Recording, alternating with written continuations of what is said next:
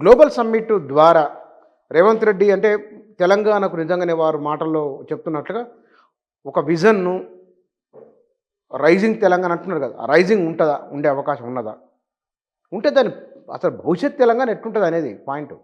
Okay, నేను ఏమంటున్నానంటే global summit అన్నాడు.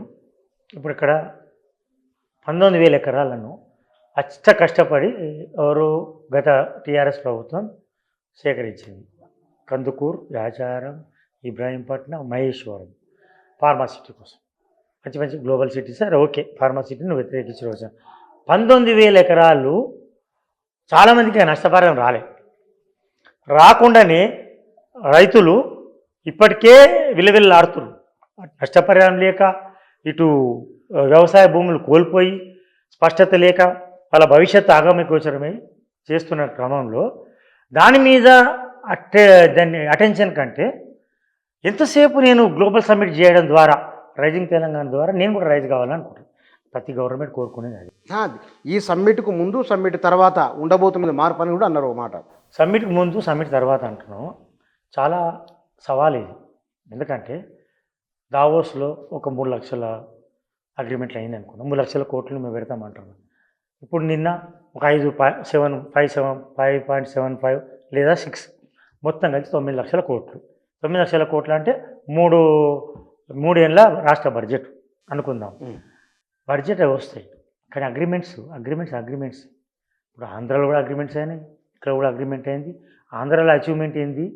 ఓన్లీ ఏమంటారు దాన్ని, గూగుల్ కంపెనీ రావడం పెద్ద మేజర్ అచీవ్మెంట్.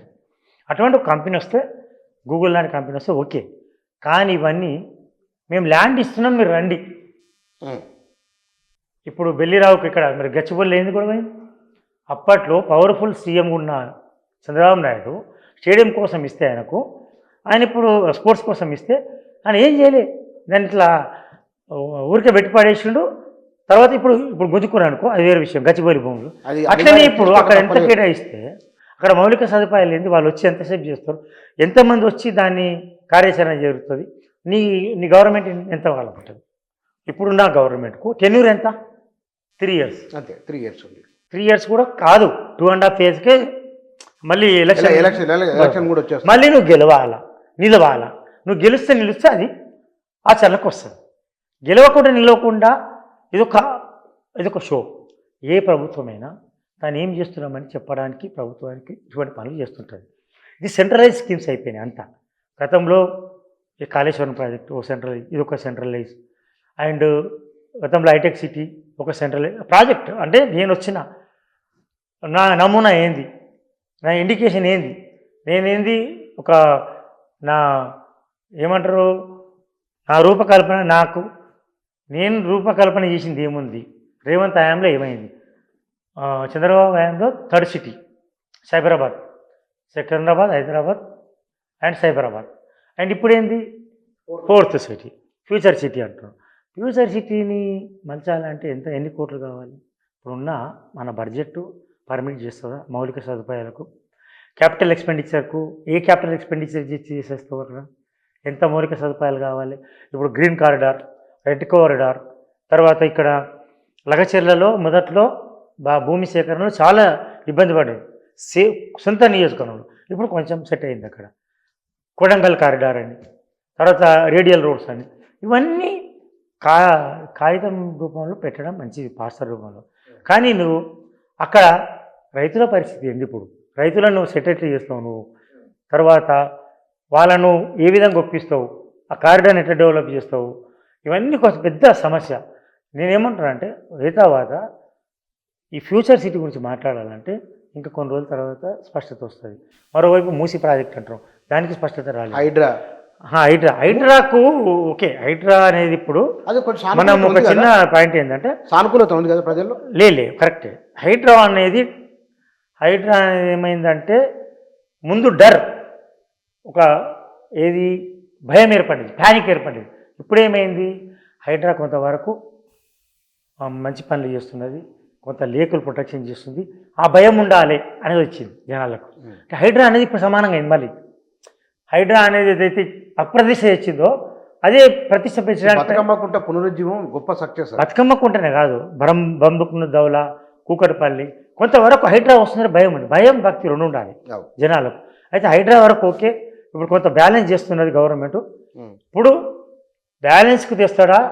ఇప్పటి వరకు ఇంకా అసంతృప్తి ముడకట్టుకునే ఉంది, కానీ దాన్ని తగ్గుతుంది తీవ్రత. 2వ సంవత్సరంలో తగ్గింది తీవ్రత. ఆ తీవ్రతను ఎట్లా చేసుకుంటాడు? ఫ్యూచర్ సిటీ నిర్మాణం ఎట్లా? ఇవన్నీ పెద్ద సవాళ్ళు. కానీ ఇంతకుముందు కాంగ్రెస్ పార్టీ అంటే ముఖ్యమంత్రి పైన, పిసిసి అధ్యక్షుడి పైన రకరకాల ఆరోపణలు, గందరగోళాలు, నిరసనలు ఓపెన్గా ఉండేవి. మొదటి 2-3 నెలలు కనబడేది, తర్వాత ఇబ్బంది మాట్లాడలేదు. కాంగ్రెస్ కల్చర్ భిన్నం అనిపిస్తలేదు. ఏమైంటుంది? ఎందుకు? అంతర్గత ప్రజాస్వామ్యం ఉంటారు మా వాళ్ళు. రేవంత్ రెడ్డి కొన్ని విషయాలలో కఠినంగా వివరిస్తున్న నాకు ఆశ్చర్యం అనిపిస్తుంది. హైడ్రా విషయంలో కూడా వెస్టెడ్ ఇంట్రెస్ట్ పెద్దగా అనిపించలేదు. ఉంటే అసదుద్దీన్ ఓవైసీ, అక్బరుద్దీన్ ఓవైసీ వాళ్ళ ఇల్లు మాది ఎడ్యుకేషన్ ఇన్స్టిట్యూషన్ కూల్చడం, కొంతమంది పెద్దల దగ్గర పోకపోవచ్చు, కానీ వెస్టెడ్ ఇంట్రెస్ట్ తక్కువనే అనిపించింది నాకు. అంటే ఓకే కార్యాన్ని తర్వాత అక్రమ నిర్మాణాలు కూల్చడంలో కూడా కొంత గట్టిగా ఉన్నాడు. నేను ఇప్పుడు చెప్పగలుగుతున్నాను. ఏసీబీ దాడులు ఏసీబీ దాడుల పరంపర ఎప్పుడు చూడలేదు. వందల మంది పెద్ద పెద్ద అంటే తిమ్మింగలాన పడుతున్నారు. నాకు అదే ఆశ్చర్యం అనిపిస్తుంది. ఎట్లా ముందుకు పోతున్నారు? ఏసీబీ రేట్స్ అంటే only directly supervised by CM. ఏసీబీలో ఎవరు జోక్యం ఉంటుంది. ఇంతగానో 10 ఏళ్ళ టీఆర్ఎస్ పాలనలో దోపిడీ ఒకటే సంవత్సరంలో 4 ఇంతలు రేడ్ అయింది ఇక్కడ.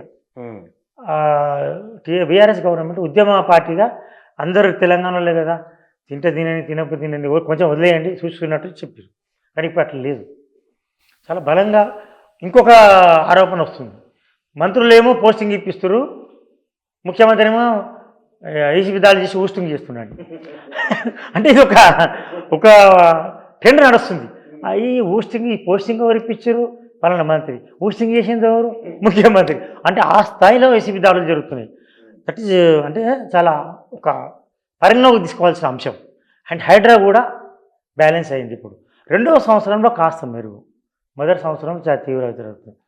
రాను అనేది సమస్యలు చాలా సవాళ్ళు, పెద్ద సవాళ్ళే ఉంటాయి.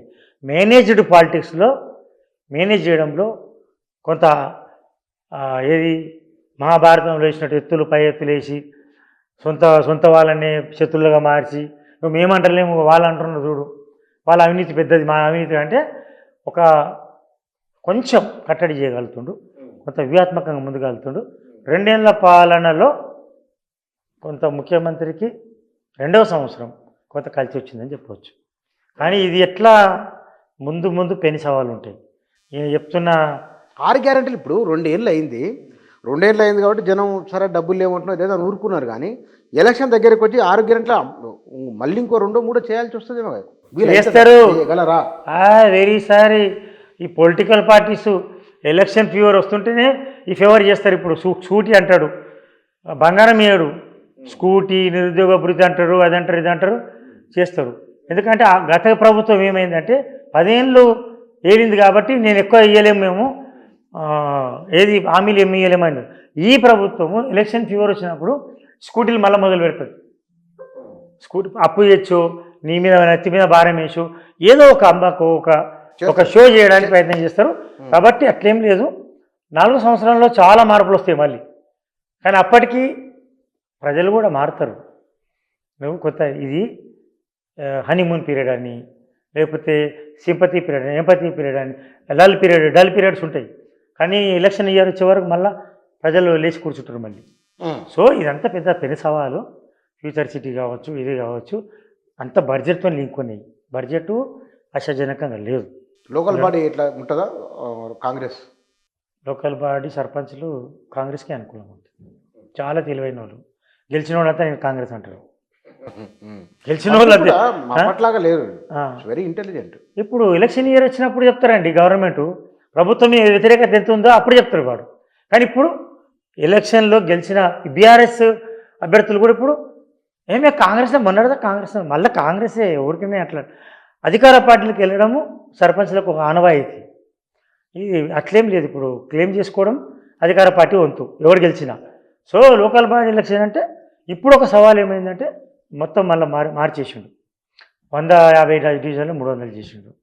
అది ఎట్లా చేస్తాడు చూడాలి. అయితే రేవంత్ రెడ్డి ఈ 2 ఏళ్ల పరిపాలన కాలంలో ఒక ముద్ర వచ్చిందా పరిపాలనలో తన విధానాలతో ఒక ముద్ర వేసుకోగలిగిందా? వ్యక్తిగతంగా ముద్ర వేసుకోగలిగాడు. కాంగ్రెస్ ముద్ర లేదు. కాంగ్రెస్ మీద జనాలకు అంత అంచనాలు లేవు. గత ప్రభుత్వం నయమని, గతంలో ప్రభుత్వం నయమనే ఆలోచన ఇంకా ఉంది జనాల్లో. కానీ దాన్ని ఇంత తీవ్ర వ్యతిరేకత కిందకి తీసుకొచ్చినట్టే అది రేవంత్ వ్యూహాత్మక ఎత్తుగడలే. ఆయనకు క్రెడిట్ ఆయనకి ఇవ్వాల్సింది.